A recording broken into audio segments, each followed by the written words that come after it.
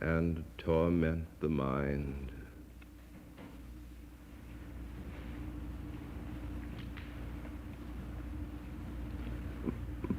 But we are also bound together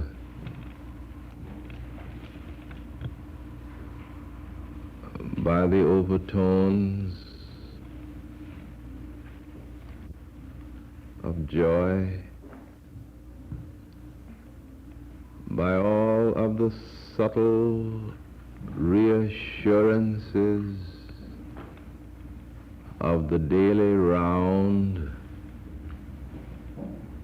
by which our spirits are lifted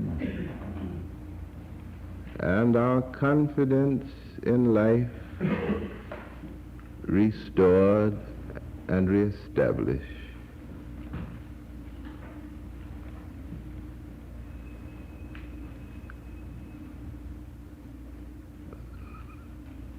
The quietness,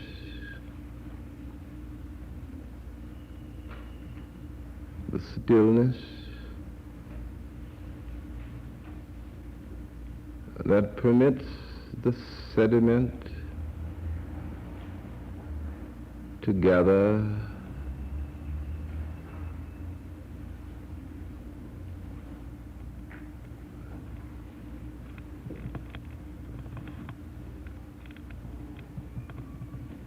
and the clarity of our movement to be defined. How dependent we are upon the hush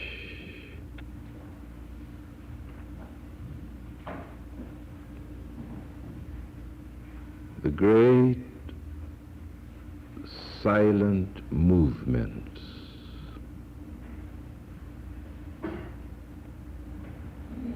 of the spirit.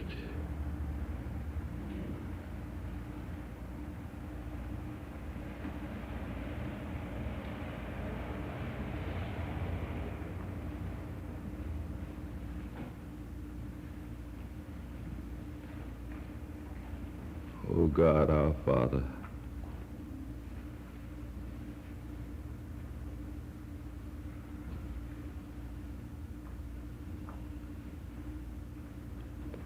Thou who art not far from any one of us,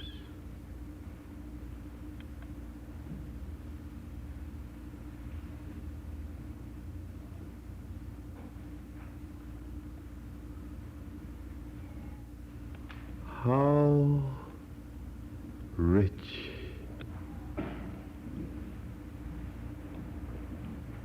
is the assurance that Thou dost give to us.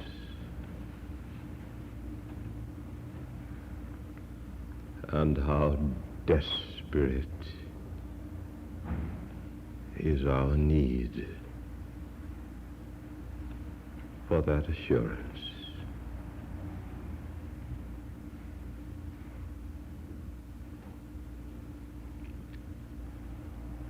May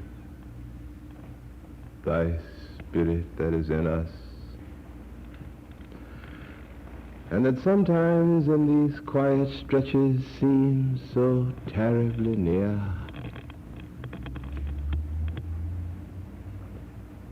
may it brood over and within all the peoples of the earth this day.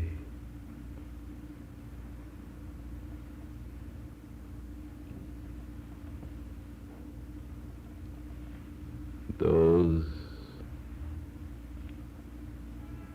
that are now being broken by war,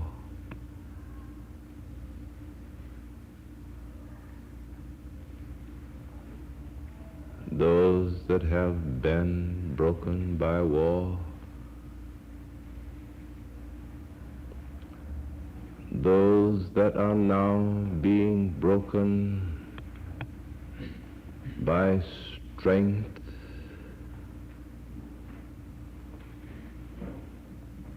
those that have been broken by victory.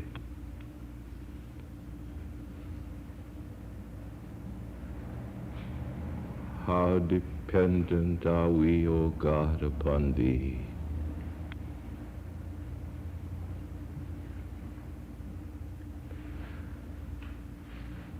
And how glad we are that it is so.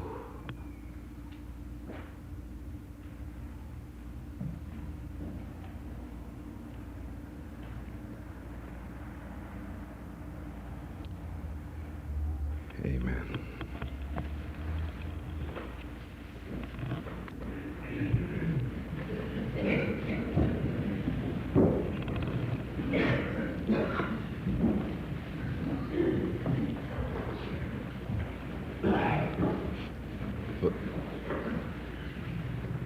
For those of you who are seated where the sun casts its rays, you have my sympathy. But we have not had sunshine for a long time.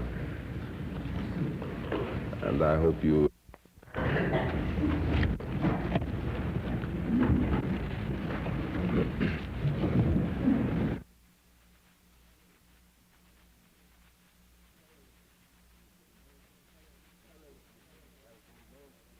Comments have been most definitive is the point at which Christianity deals with the crucial question for all religions, and that is the question of salvation. Everybody's interested in salvation, whether you are a theologian or not. Everybody wants to be saved because everybody, in some sense, is lost.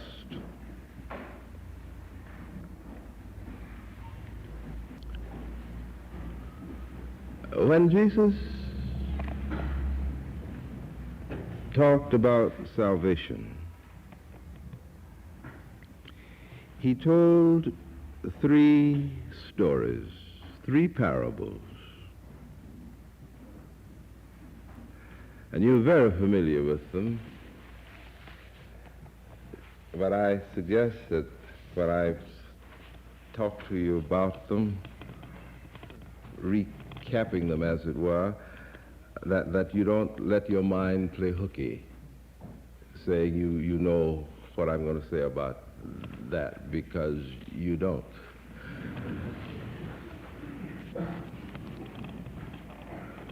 These parables really have as much to do with salvation as they have to do with the other most persistent question of the human mind and human spirit, and that is, what is God like? What is God like?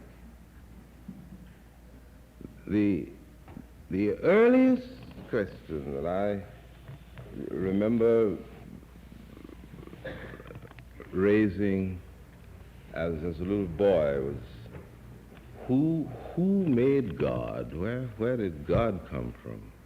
It worried me all the time because I couldn't ever get any answer that was satisfying. And of course, I don't have one now, because it is a question, the answer to which one lives into, and the more deeply one lives into the answer, the more irrelevant becomes the question. It's interesting, but true, I think. The first story had to do with a lady who'd lost some money. A very familiar story. She lost a coin. And she looked everywhere for the coin, but of course, the place where it was, until finally she looked at that place, and there she found it. She had to light a candle, doubtless, because the house was dark. Only one point at which light came into those houses, and that was through the door. And the shaft of light coming through the door could not get into the more involved parts of the house. So she looked everywhere. And when she found the coin, she did a very interesting thing. She told her neighbors, called her neighbors in, because, no doubt, she had told them that she'd lost it. You can be sure of that. Because it's easier to tell about the negative thing than about the positive thing. And that is also very interesting, but I won't go down that way. So she said, come and rejoice with me, because I've found that which was lost, my coin, and now I'm very happy. Very simple story. A piece of money lost.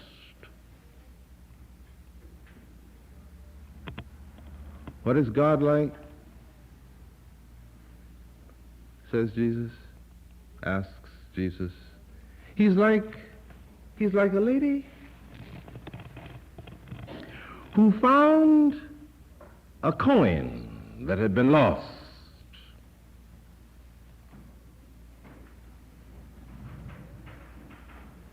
And the coin had been restored to its place of usefulness. Very simple. Now let's look at it for just a minute or two before we go to the other.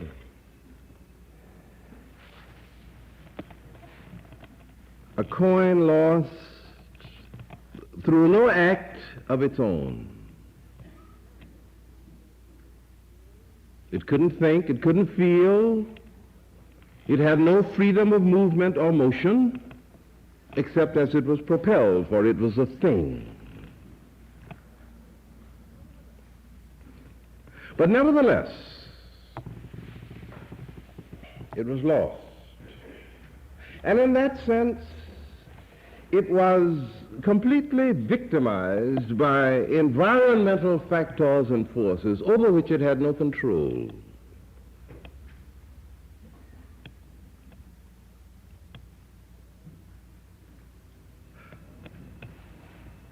Lost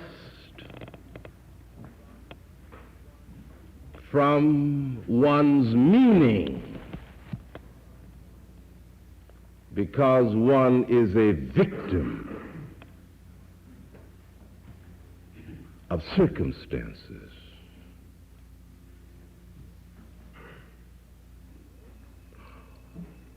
Over which one has no control, but the result of which cannot escape one's responsibility. That's a curious thing, isn't it?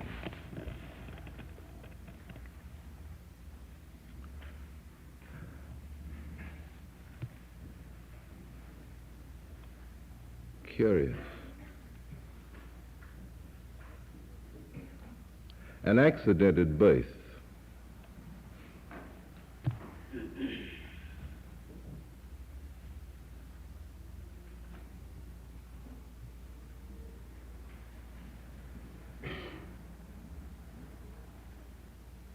And the whole structure of fulfillment along the lines that were potentially inherent in this throbbing body that was born.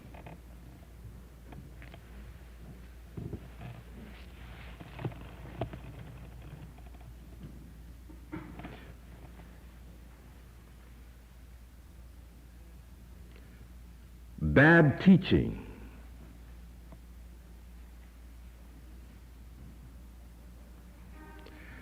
That focused the thought and the attention and the dynamics of the personality along channels of increasing error.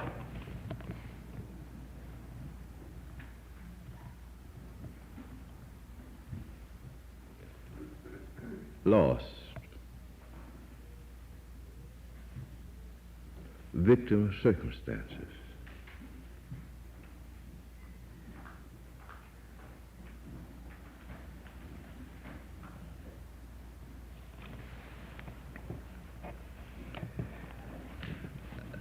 Now, the list is long, and your list is as good as mine. And you can draw on your own experience in which you are thus involved. Now, the interesting thing to point out in connection with the meaning of salvation in this parable is that being found meant the restoration of meaning within the limitations of the coin itself.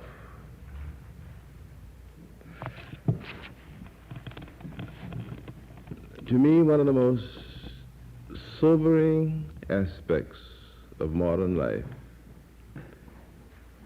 is the way in which, and perhaps I'm prejudiced because of my own calling and vocation, but the way in which modern society, I want to say this with measured meaning, the way in which modern society, inspired, I think, by the Spirit of God, is at work in finding the lost who are lost because of the operation of impersonal factors and forces over which they have no control.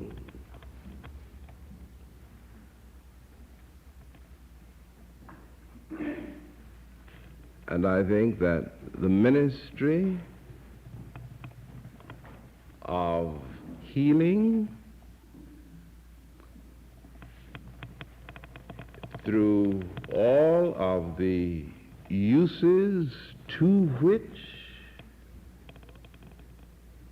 forces of nature are put in response to the creative wooing and urgencies of the mind of man and the desperation of his spirit, all of these are part of the redemptive process by which the God of the lost is seeking his own. All of the things that we do to help in the rehabilitation of children,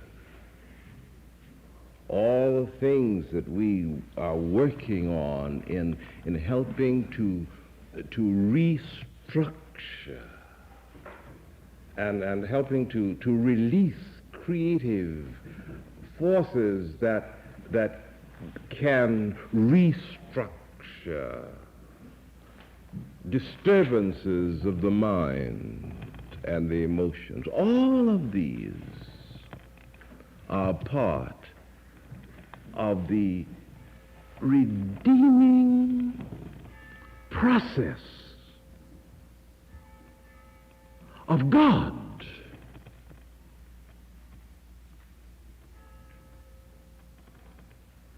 And I think that the work is holy. And those who with their training and their minds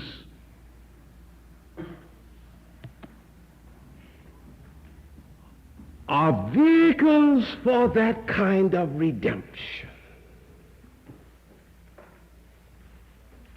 should be men and women of great reverence and great spiritual discernment and awareness.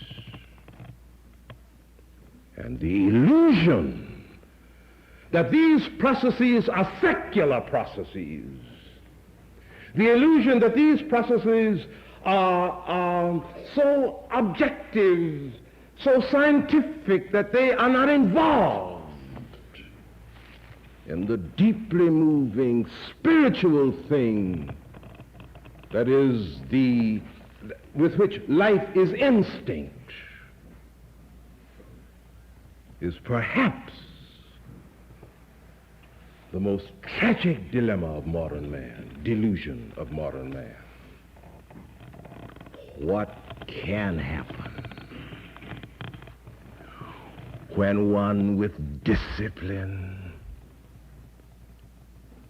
and long brooding with the mind and exposure to the need can have that whole process illumined by a recognition that God is at work in him. Every hospital, every clinic, every consultation, consulting room becomes an altar where the love of God burns for the redemption of his children.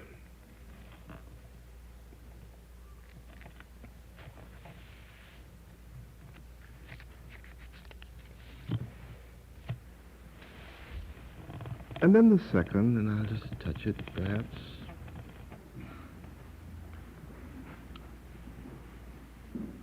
It was a sheep, or maybe been a lamb. Don't remember, but let us say a sheep, because it fits better. A sheep was enjoying his grass and the other things the sheep enjoy as he went along. And then, when he started feeling chilly, he didn't recall. But the only thing that he remembers is that suddenly he became aware that he was cold, and there was a throwback in his mind. He realized that he'd been cold for some time. But the grass was good. Then he looked around and he discovered that he was alone, that everybody had gone. That is, that all the sheep had gone. And he began crying aloud.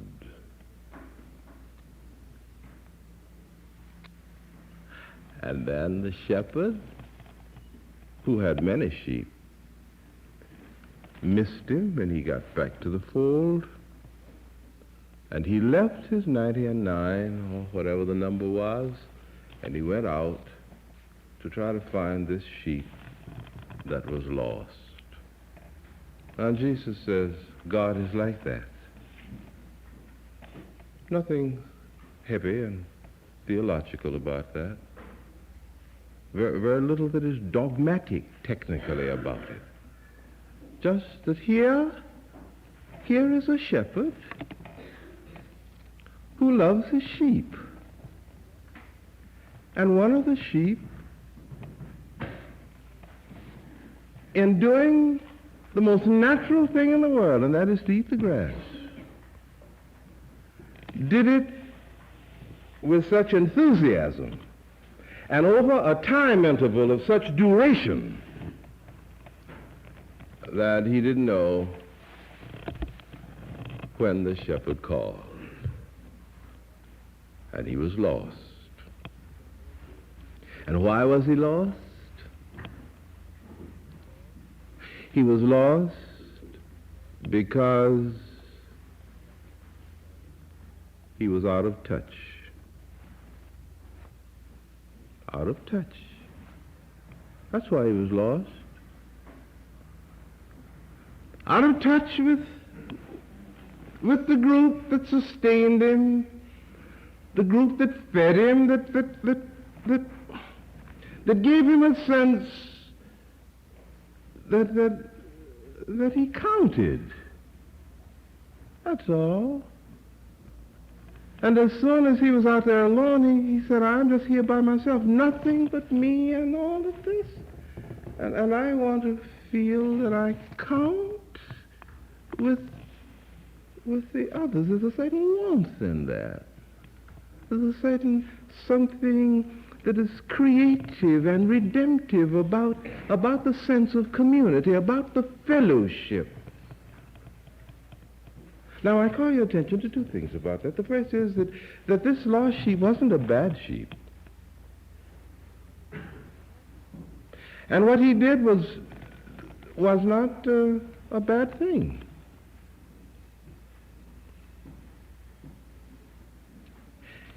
It became a deadly thing, however, when on its behalf or in quest of it, he unwittingly paid the price of being cut off from the rest.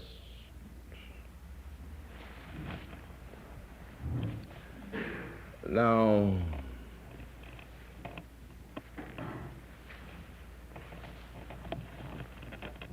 there are many of us that are lost that way. Have you ever heard anyone say, I can stand on my own 2 feet? You've heard that. You've heard people say that which is nice if I have the good feeling of other people and the sense of belonging, but I don't need anybody. I don't need anybody. Only the weak need other people. If you're a man or if you're a woman, you can stand on your own feet and be autonomous and dependent. For if you're dependent upon anybody, then you place your life at the disposal of their whims. A lot of sense in that.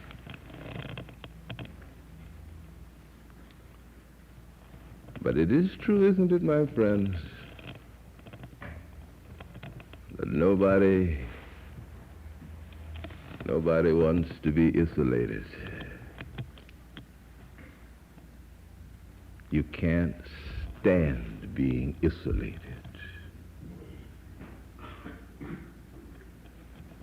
And that is why, you see, the whole dimension of the meaning of the parable shifts. For the thing that is to which our attention is called in the dress of the parable is a physical proximity here. But as we think about it, isolation. Isolation is something that is spiritual.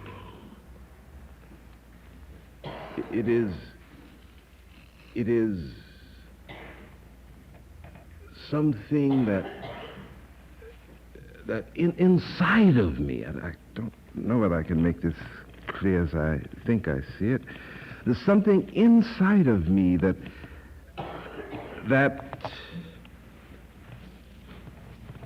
pulls up the moat. Or is that the drawbridge, I mean. I didn't mean it that way. That pulls up the drawbridge so that I'm on my little island. And sometimes I do it because I'm afraid. Sometimes I do it because I'm clumsy and awkward. And I don't quite know how to establish a relationship or relationships with my fellows that can float my spirit to them and bring their spirit to me. When a nation discovers that it is finally isolated, I don't care how weak the nation is, how poor the nation is, when a nation realizes that it is completely isolated, it goes to war. That is the history of our whole civilization and our whole culture, isn't it? We can't stand being cut off. Now, what is salvation? Salvation is reestablishing one's sense of belonging.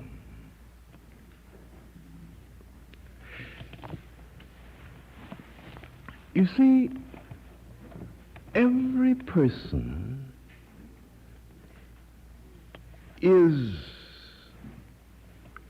specifically related to separate. Now,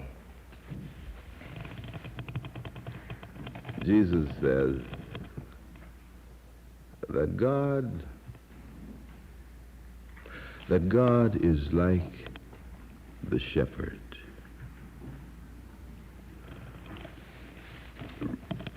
seeking always to find those who are out of community with their fellows. And when they have found it, when they have found their community with their fellows, then all the world seems to fit back into place and life takes on a new meaning. Have you ever had the experience of being cut off from some fellowship, some community, and then all during the time that you're cut off, nothing seems to be right. The sun isn't as bright as it should be. Life isn't quite right. And then you're restored. And when you're restored, a lot of things seem to fall into place. Now that can be not only in terms of human relations, but it can be in terms of dimensions of community, of feeling and thought that restore meaning and value to your very life, as illustrated, for instance, in the very great speech that appears in Bernard Shaw's St. John, when they say to her, "We'll burn you at the stake," and she takes the document and tears it up, and then she says that I won't recant, for if I recant, then you're going to lock me in a dungeon where I can't see the sunlight, where I cannot breathe, where I cannot be a part of the movement of life that sustains me. It is better to die at the stake than to be cut off from the things that give me a sense of community as a dignified, meaningful human being. And that is why the inner attitude is so important. For if I am unyielding, if I am embittered, if I am unforgiving, if I have bitterness that I cannot relax, then those things stand between me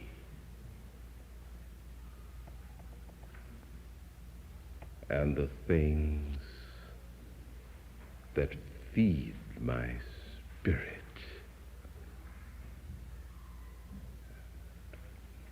And I can't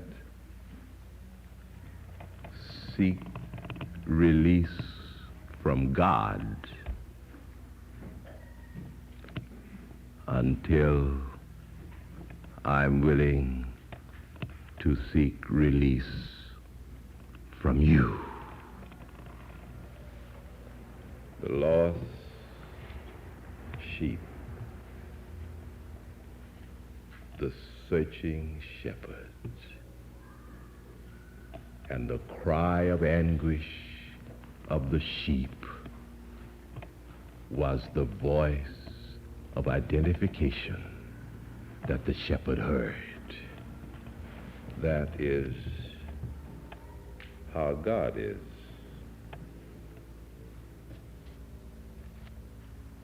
If we let him.